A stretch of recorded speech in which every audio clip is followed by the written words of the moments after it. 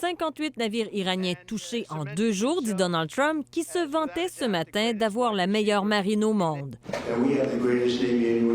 Mais derrière cet enthousiasme, le blocage du détroit d'Ormuz l'exaspère.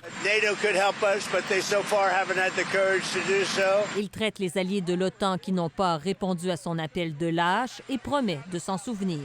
Évidemment, le premier ministre Carney travaille avec ses homologues. Le ministre Dominique Leblanc confirme qu'Ottawa a des discussions avec les alliés. 6 autres pays, dont la France et le Royaume-Uni, se disent prêts à contribuer pour garantir la sécurité dans le détroit d'Ormuz. Entre différents partenaires, ce ne sera pas un engagement solitaire, ce sera vraiment dans le cadre d'un effort multilatéral. Le Canada compte actuellement 200 militaires des forces canadiennes dispersés dans 6 différentes bases au Moyen-Orient.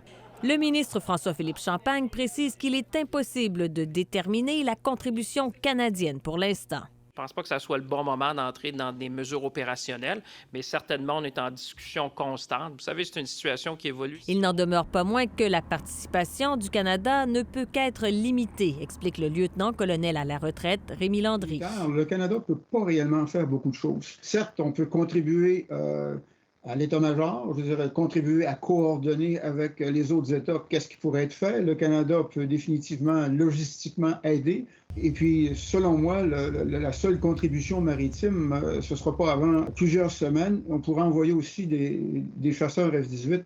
Et pendant que la Maison-Blanche prépare l'envoi de 2500 Marines supplémentaires au Moyen-Orient, que Londres, de son côté, autorise Washington à utiliser ses bases militaires pour mener des frappes sur des sites iraniens, Ottawa reste ferme. Le Canada ne participera pas à l'offensive militaire israélo-américaine.